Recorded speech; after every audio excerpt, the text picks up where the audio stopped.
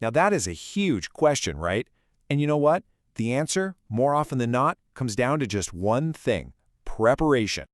So, okay, let's really dive into this framework, the one that's designed to manage those absolute worst-case scenarios.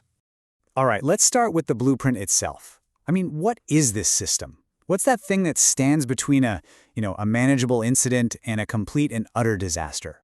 Well, it's basically this big, overarching approach for both preventing emergencies and, managing them if they do happen.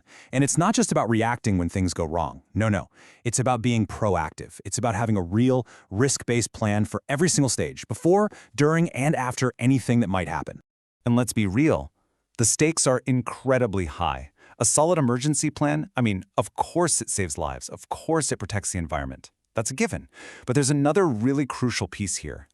The business side of things. A good plan shows that you're competent. It reassures everyone, we're talking employees, the local community, even investors, that the facility is well managed and can actually handle a crisis if one hits. Okay, so where do you even start? Well, any good plan begins by figuring out the credible threats a facility might face. It's simple, right? You've got to know what you're up against before you can even begin to prepare for it. And this is where it gets really interesting, because this right here simplifies so much complexity. Think about it. There are countless things that could go wrong, right? But most big incidents, especially with chemicals, they fall into one of these three buckets. And that is huge for planners because it lets them build really strong response strategies that cover a whole bunch of different potential events. And this distinction, on-site versus off-site, it is absolutely critical. Why? Because it completely changes the scale of the response and who needs to get involved.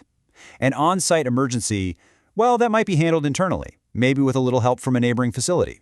But an off-site emergency? Whoa, that escalates things immediately.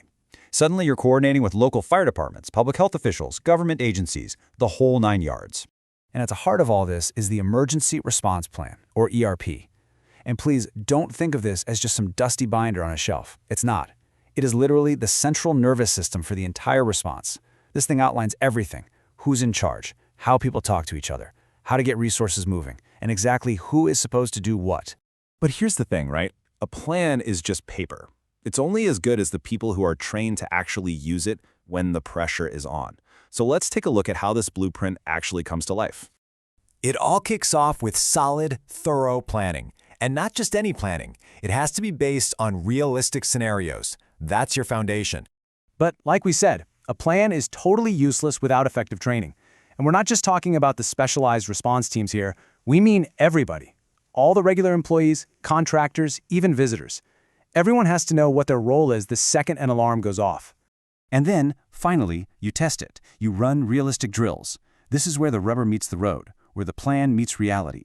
It's how you build competence and, just as importantly, confidence. You're testing everything from communication systems to how the team performs under some serious pressure.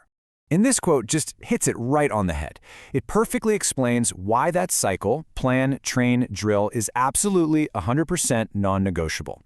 That gap between a contained accident and a massive disaster, it's often filled by one thing: a well-practiced emergency plan.